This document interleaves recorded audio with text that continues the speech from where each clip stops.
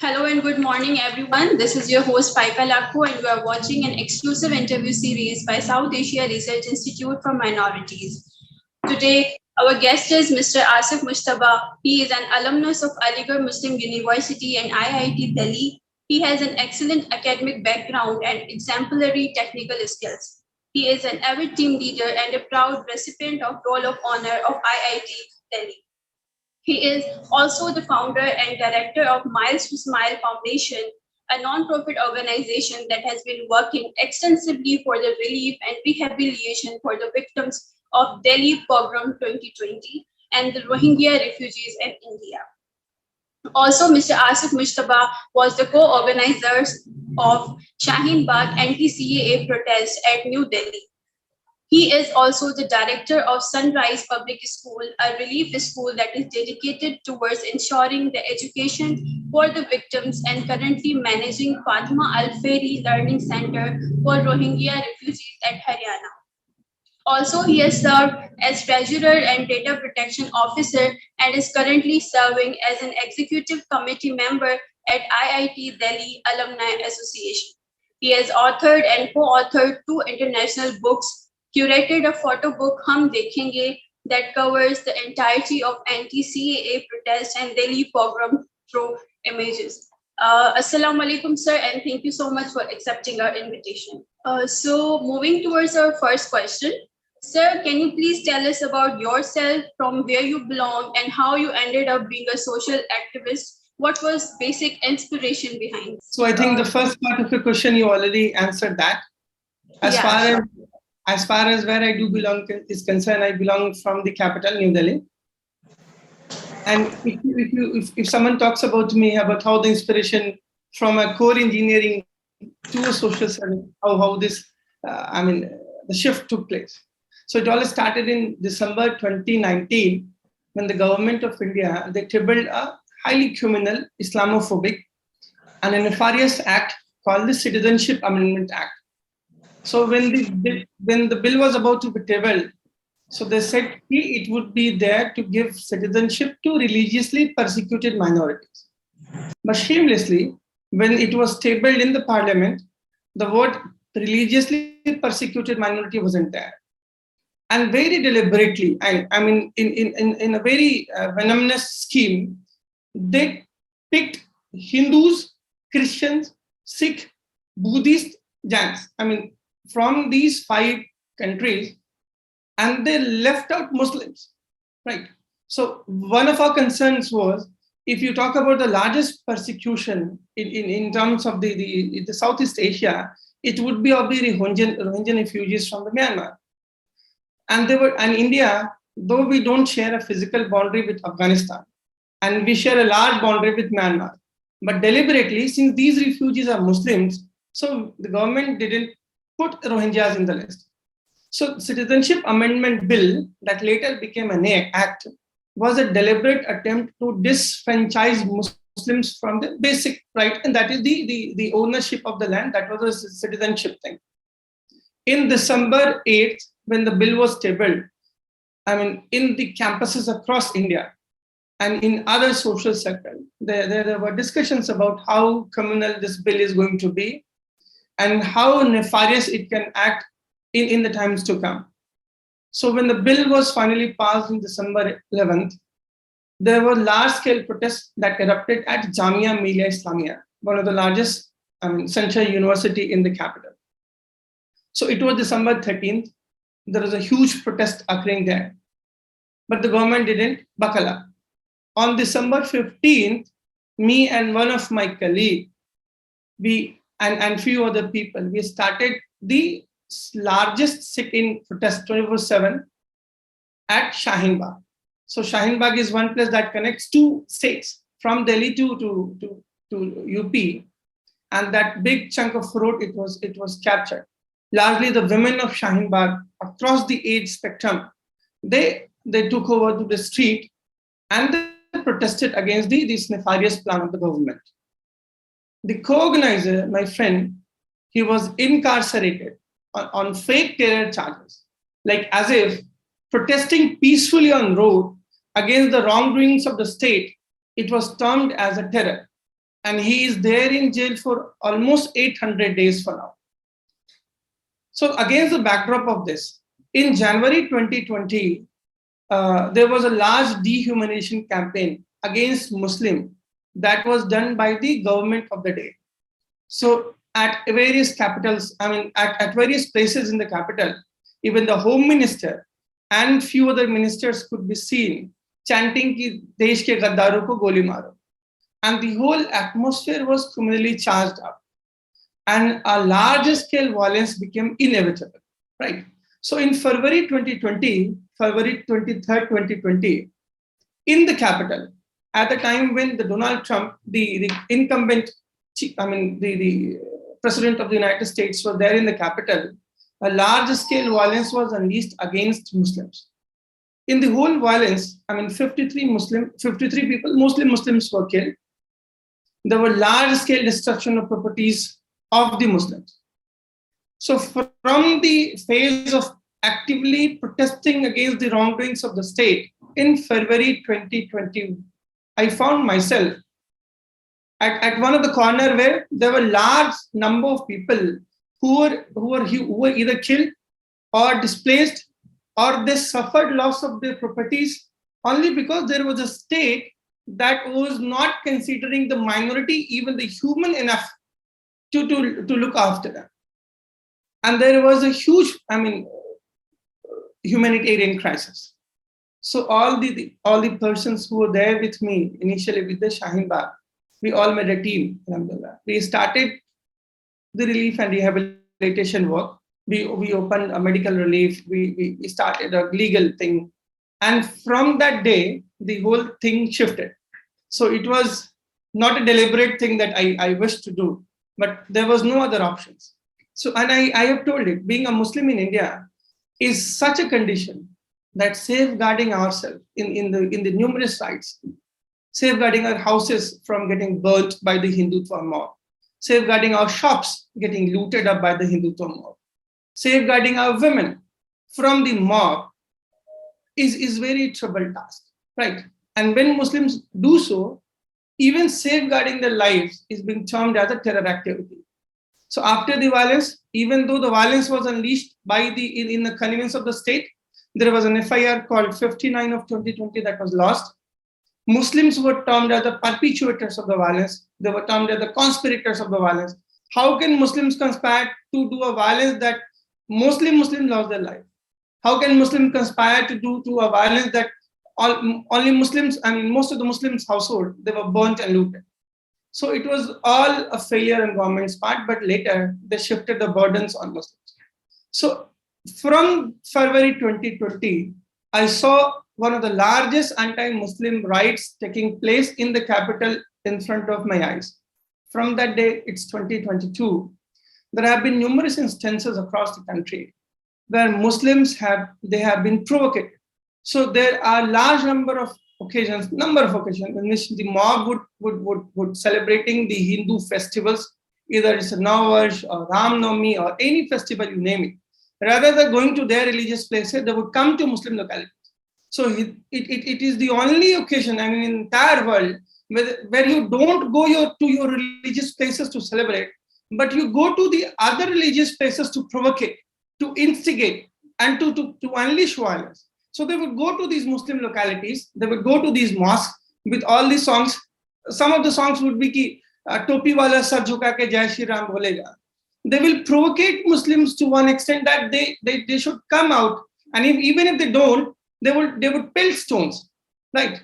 So Muslims are being provocated to at least come on the road, and when they do, a violence is unleashed on them. So there have been several occasions in Madhya Pradesh, in Rajasthan, in a lot of states in the country. And when it happens, Muslims are at the receiving end. So they have to protect their houses, and when they do, the state comes up and they simply bulldoze their houses. So in one of the states, Madhya Pradesh, there is a place called Sandhwa. A 17-year-old girl, when a large Hindu mob came to her house, pelting stones, she don't have father at her place. When she threw some of the stones on these rioters, just to save herself, her house was bulldozed by the state. So this is the state of mind. So I find myself in a situation when I don't have choice even to go back and even to look for other options, because there is a huge humanitarian crisis in India. So out of this crisis, we really started working. And in June 2020, we registered one organization called Miles to Smile. The purpose and the name was, we are ready to restore these smiles, and for restoring, we are ready to cover all those smiles. So that was the motive behind it. And it alhamdulillah, it led to India as one of the largest active relief and rehabilitation. We reach these places when the violence is still getting unfolded, and then we provide relief and rehabilitation. Like how I'm just thinking that how offensive that would be for Muslims to face all these incidents in India. By the way, thank you so much for sharing your journey. Moving towards our next question.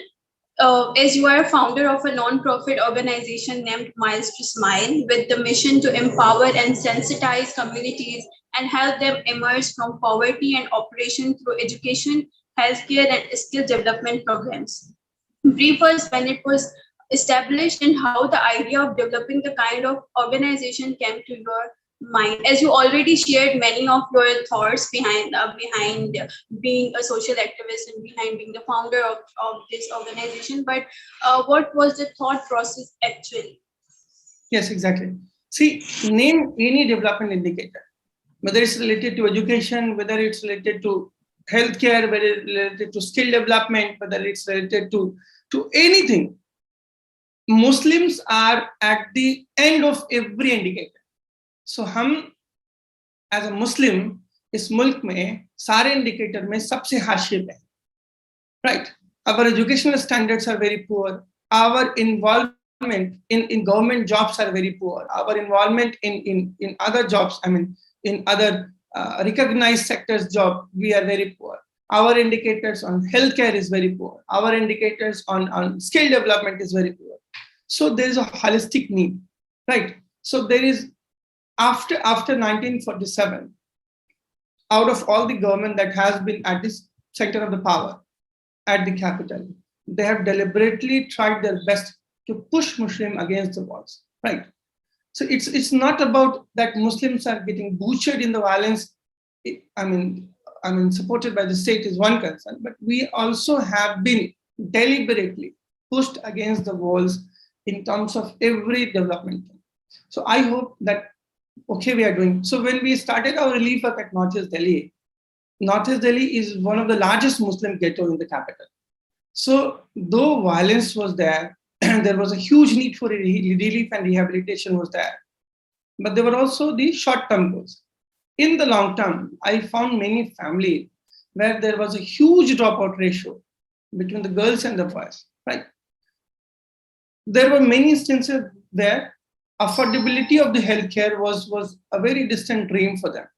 So I thought, why not we include all these aspects that Muslims are facing in the country right now?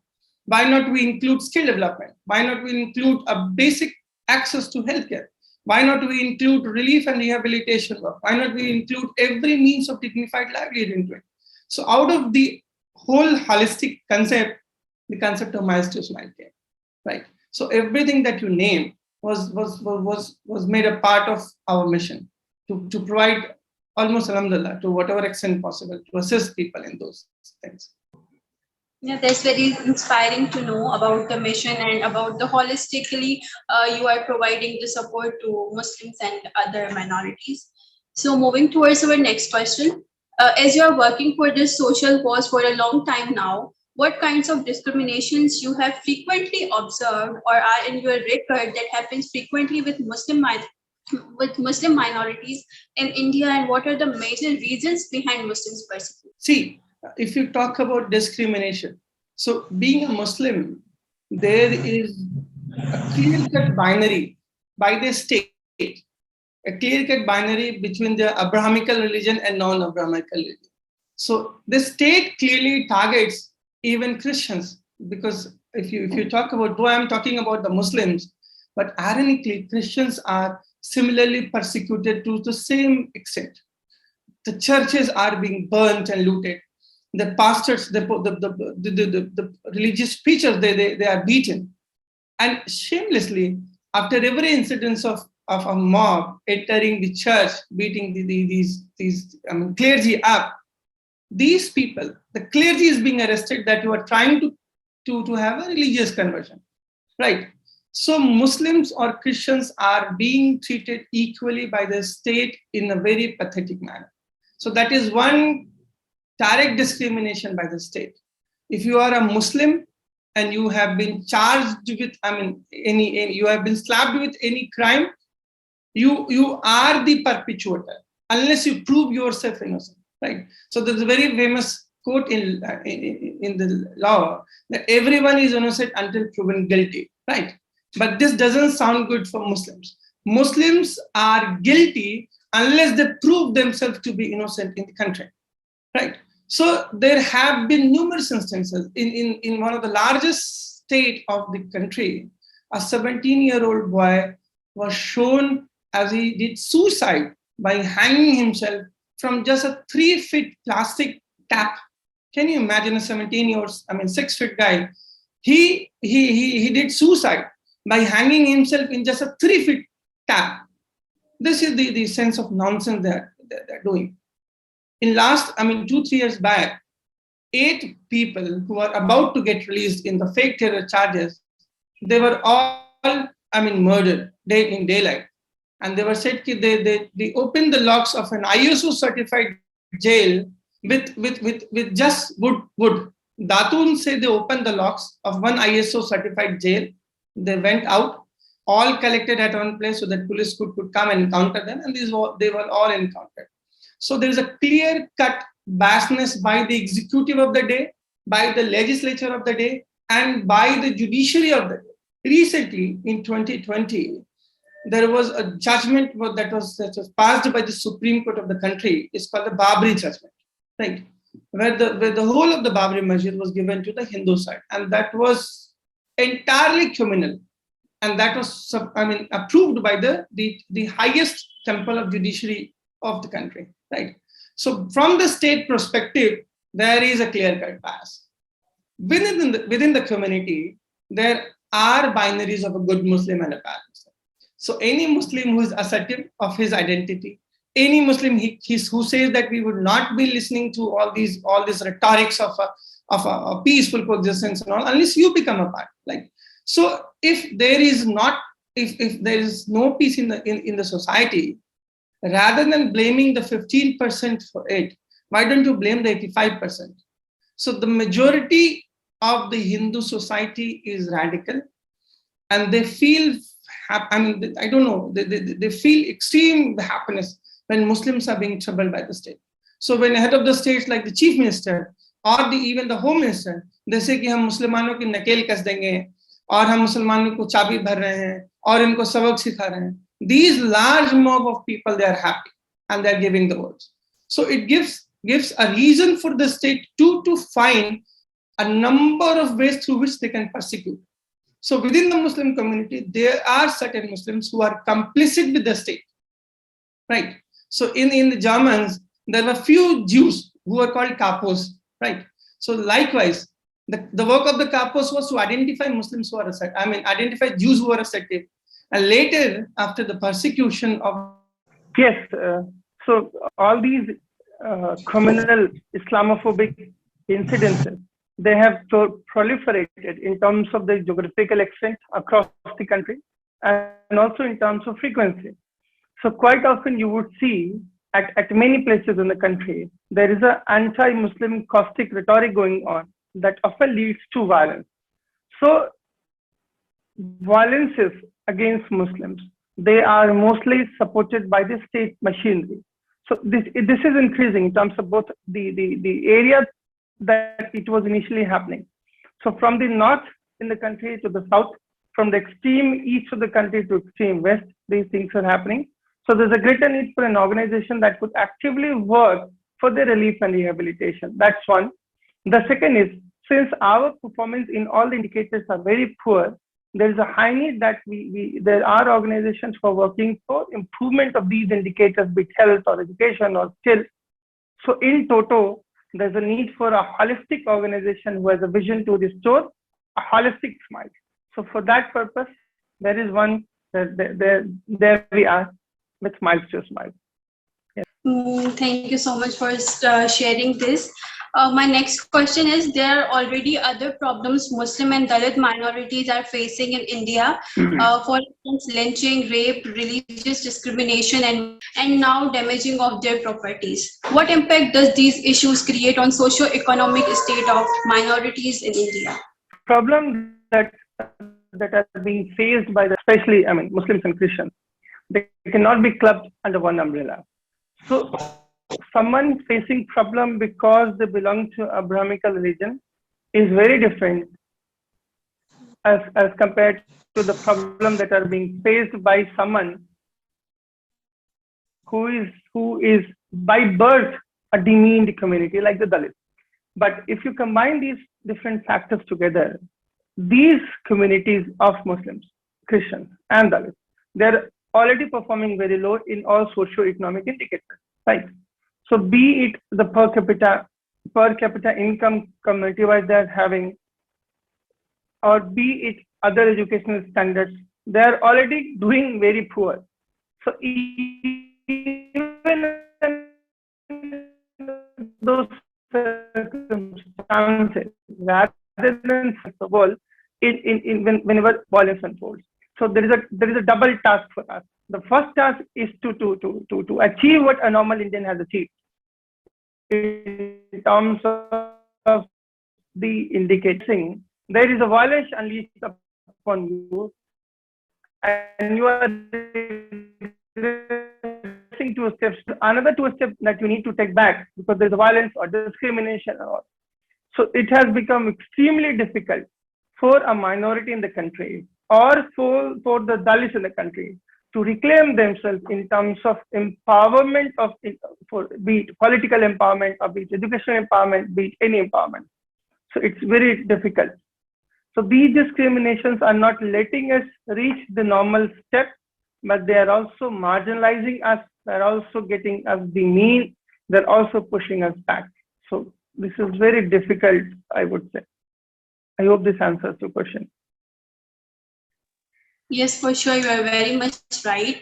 And now I want to ask about your personal challenges and problems that you have faced being a Muslim and a philanthropist who provide needed aid to persecuted Muslims in India. Have you faced any problem by working for the welfare of Muslim community?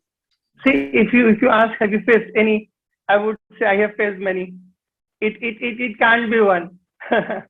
So when me and one of my friends, I said, Sharjil Imam, we started one of the largest sit-in protests, the anti-CAA protest at Shaheen Bagh. The model was replicated at many places in the country or many places in the world. The government didn't give it a thought that as to why Muslims are sitting, especially the women of Shaheen Bagh, the old age ladies, the kids, the office bearers, they are sitting at the road in an unendurable cold. I would say if you see the temperature that was there in December 2019, it would have been a shivering 2 degrees or 4 degrees. Even at that temperature, a community that has never been comfortably outside, the Muslim women, they were sitting on the road protesting a nefarious plot of the state. The state, rather than looking into as to what prompted them, what compelled them, as to what an issue has come that Muslims are treating as an existential crisis. So rather than doing the positive work, they started demeaning Shaheen Bagh. They started demeaning Muslim women. They said, they left no stone unturned in dehumanizing the Muslim women. And the result was inevitable. In February 2020, there was a large-scale anti-Muslim violence that unleashed in the capital. So, and in April, from the April, they started picking all the Muslim activists who has actively participating. There are almost 18 people I know. They were put with the extraordinary legislation called the UAPA. So this Unlawful Activities Prevention Act called UAPA that was enacted in 1967 and then later given an extension. it gives extraordinary power to executive of the day. And that is why my friend Shajil Imam and Umar Khalid and Miran Haider and Gulfisha and many more, they are incarcerated in the prison for more than 600 days for now. Imam is in jail for 850 days approximately. So one of the, and people like me, and there are dozens other was interrogated at many occasions. So I would often wonder what wrong we did to the state that even the scholars, even the students, they are being quizzed for us from the elite anti-terror squads of the country. So the very first challenge is to safeguard the existence against the backdrop of a state that is really not happy with Muslims assertively coming on the streets to protest against the nefarious plot of theirs. So the very first problem would be to save us, because I said for Muslims, they are guilty unless they prove themselves innocent. The state knows that all these charges that they are putting on Muslims, they are fictitious, they are concocted. So what they're doing of now, they are making the process of getting justice a punishment in itself. So you keep someone close to 900 days, 1200 days. There is one journalist from Kashmir, Aasif Sultan. He is in prison for 1200 days for now. There is a Khurram Parvez. There are many human rights activists. There are many activists. There are many political activists. There are many student leaders who are incarcerated on fake charges.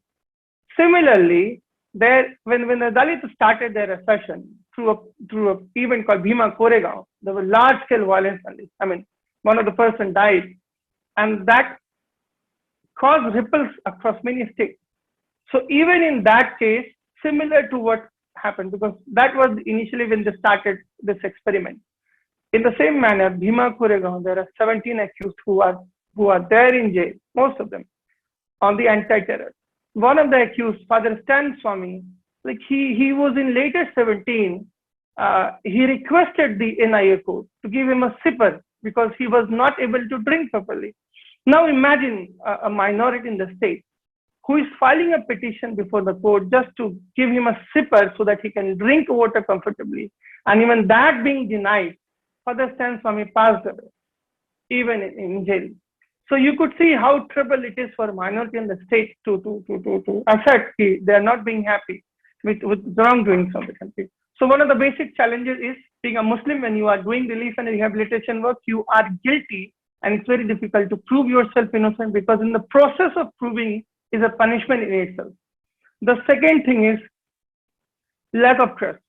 So a lot of people who from the community, they really want to help, but they know that state would come after them if they actively even assist someone in helping others. So there is a constant fear of getting incarcerated. There is a constant fear of getting dehumanized. There is a constant fear of getting demeaned. And shamelessly, two of the largest channels would be the fourth pillar of democracy, that is the media.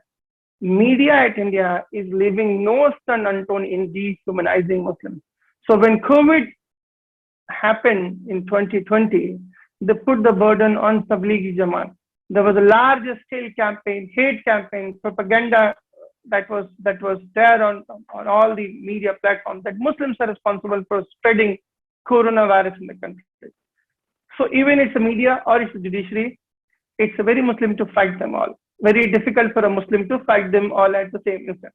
So one of the difficulty that comes from is with the state. And the second difficulty is, since our working area is doing the relief and rehabilitation of primarily the victims of communal violence. So at most of the places when we reach, the violence had just ended or the curfew is going on. So it's difficult, I would say psychologically, to even talk to someone, right? Because for everyone you meet, they have a disaster story to tell, and you cry with them, and you hope that let this be the toughest story that has come. Let this be the most gruesome story that I have heard. The second person when comes tells you a story that is another disaster. I mean, another level of painful. So for me as an activist, and for dozens others, even the reporters who are covering these instances of mob lynching, I don't know what psyche we have got, but it has become very painful. It has become very depressing it has become very troubled to cover these stories, to even talk to them. So one problem is with the state, and the other problem is working, because we are not experienced professionals who could listen to their problem, who can listen to their grievances and give a solution. So it is taking a huge toll. In last month, one of my friend, Akhlat, a very young budding lawyer, who was fighting one of the case of a guy called Shahrukh Pathan. So Shahrukh Pathan is one youth whose sisters were and whose relatives were surrounded by the Hindu mob in the Delhi pogrom, and he took his pistol out and he went to safeguard them. And he is also in jail for past 600 days, right? So he was fighting the case of Shahrukh Pathan. So he passed away. That Akhlat passed away at, I think, at the age of 32. So it has become very difficult. It's taking great toll on our life. It is getting great toll on our personal life, our professional life, and all. So there are a plethora of problems that we do face. I hope it answers your question.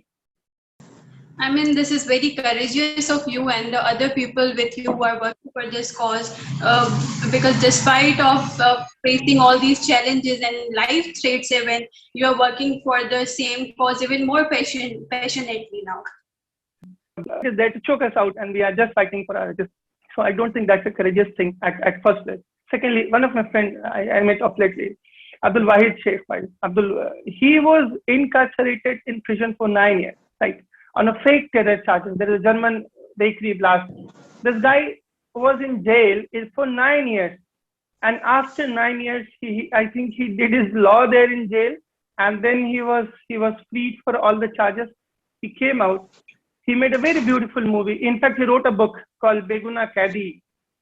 Then he made a movie called Hemolymph, right? So why I told his story, the term Hemolymph is very beautiful. So for all the insects that we see, like the body fluid, the way we have our blood, they have a body fluid called hemolymph. So if you crush an insect, even if you crush an ant or so the body fluid that comes out, you don't feel any sympathy towards it. So the Muslims in the country have become the hemolymph. Our blood, our life has got zero importance by the state and the majority. So there is no courage in fighting it. This is something that we must do, and that's what we are doing. Thank you so much. As you also highlighted the issue of hate campaigns through social media, and what is the impact of these discrimination, especially the hate speeches through social media on overall society? One part is the hate speech. The other part is hate speech endorsed by the state. So last month, there was one Hindutva preacher near to the capital of Uttar Pradesh, Sitapur.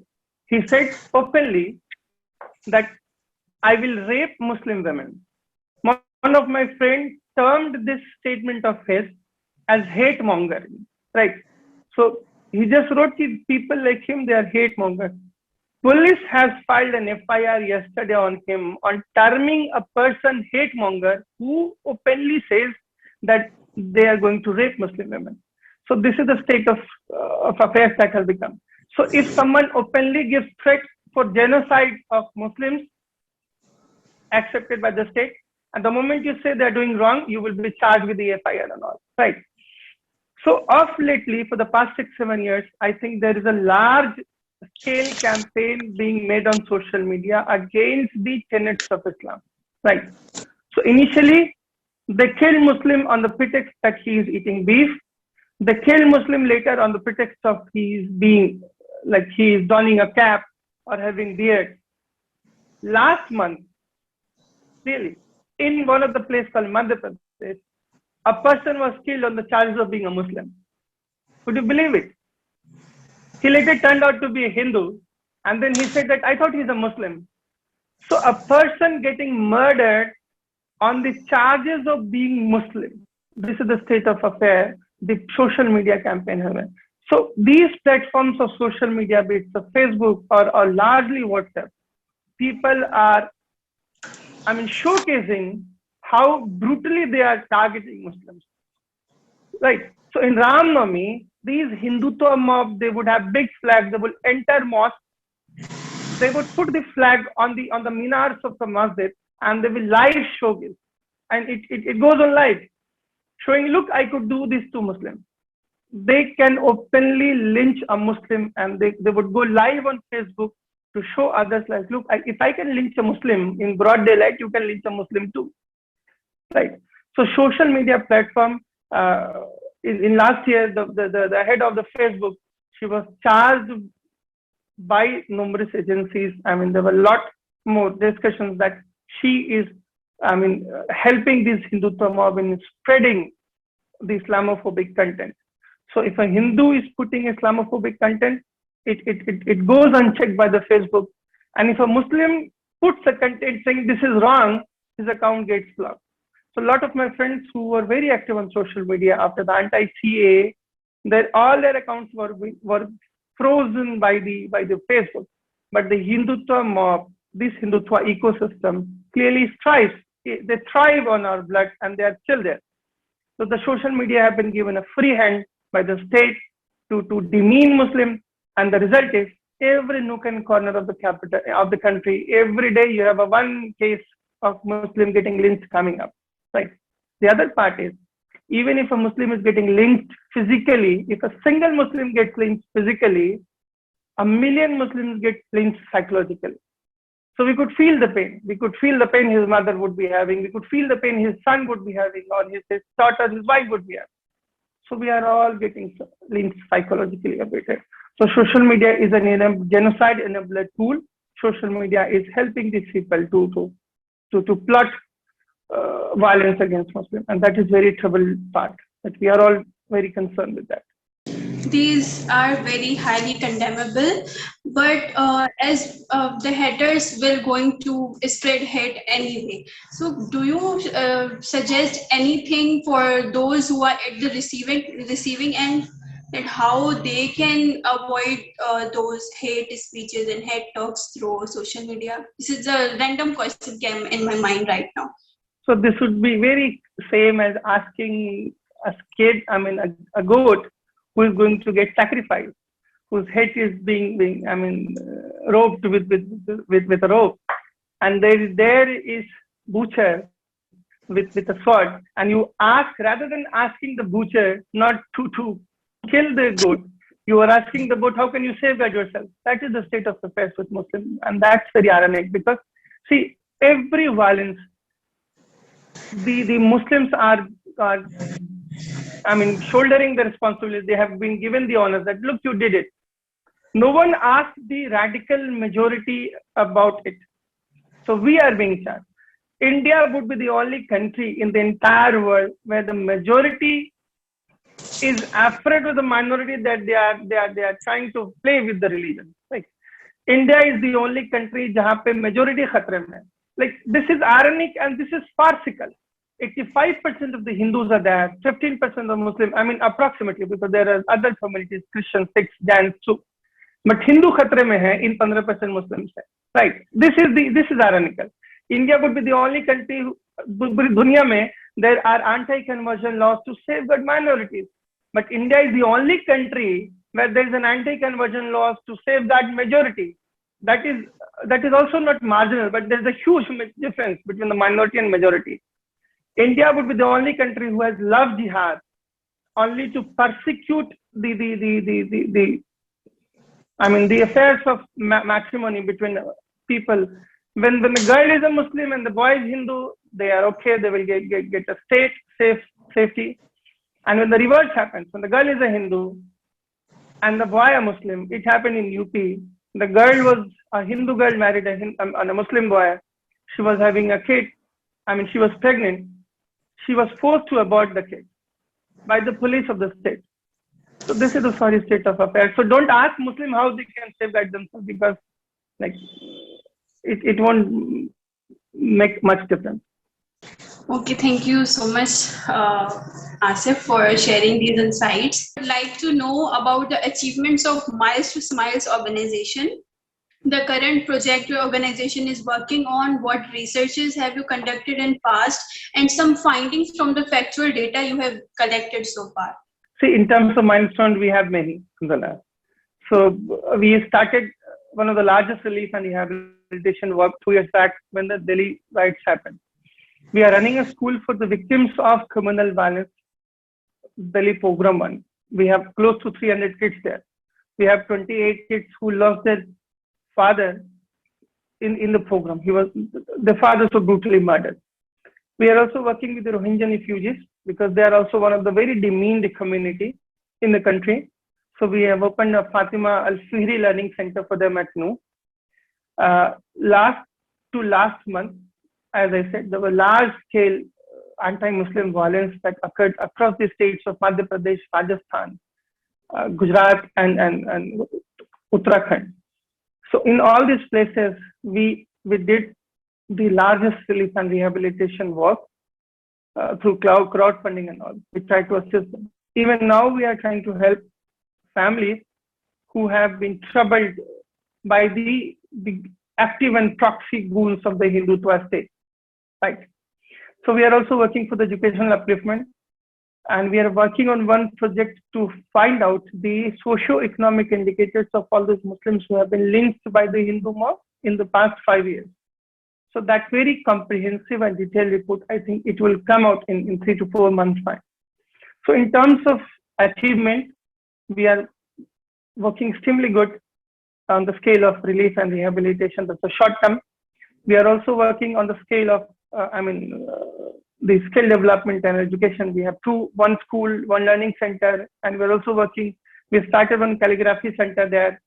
We're also working to impart medical-based skill to drop out Muslim girls, especially. So we are faring well on that ground, right? So we are leaving no miles unturned to restore these smiles, and Alhamdulillah, we are doing good. It's very happy to know that in all the chaos between all the discriminations happening with the minorities in India, we're working so good and holistically covering all the aspects of society through your organization. So good luck and forward to. Right. Finally, last but not the least, I want to ask that as there are many organizations working for minority rights, but we see that the violence against minorities are not decreasing, rather it is increasing every passing day. So what steps should be taken by the South Asian minority rights organizations for prevailing peace in the region?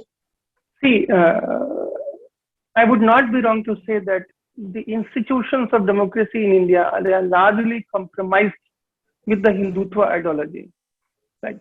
So within the state ecosystem, it would be very difficult to generate sane voices against Islamophobic wrongdoings of the state or any proxy players of the state.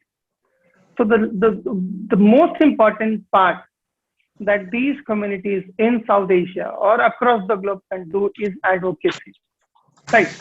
So there is a higher need to bring these things at international platform, to bring the data at international platform, to let people aware of the troubled thing that Muslims and Christians are facing in the country. So the only and most important part, like this webinar. Similarly, these things have to be put forward across across many platforms possible. So in US there is a congressional briefing. In UK, even in the House of Lords, there are discussions about how Muslims are getting persecuted. The same is happening in Australia. So likewise, across the globe, there needs to be there is a higher need for bringing these things up with data. How Muslims and Christians are getting persecuted under the garb of democracy in one of the largest democracy of the world. So how we can claim to be the largest democracy, how we can claim to give them the largest degree of freedom when we are not respecting their existence. When Muslims and Christians are facing discrimination by the state every day, we don't have the moral on us, we don't have the moral compass on us to claim ourselves to be the world's largest democracy and world's largest peaceful country, right? So there is a greater need that you and other organizations like SARIM could do is to advocate, to bring it to a greater fore that look, the state in India is largely criminal. The state in India is persecuting minorities. The state in India is demeaning the Muslim and Christian community. The state in India, they are going against the tenets of the rule of law. The state in India, they are doing everything that is undemocratic in spirit. The state in India, they are not following even the basic tenets of democracy in their own democratic setup. So this needs to be brought up, I think, and that part you can do very well. Thank you so much, sir, for sharing all these insights from your experiences and from the work you are doing. Thank you once again for giving us your valuable time, and we really appreciate you accepting our invitation. Thank you so much. It's an honor to have a word with you. Thank you. Thank you so much. Allah Hafiz and take care.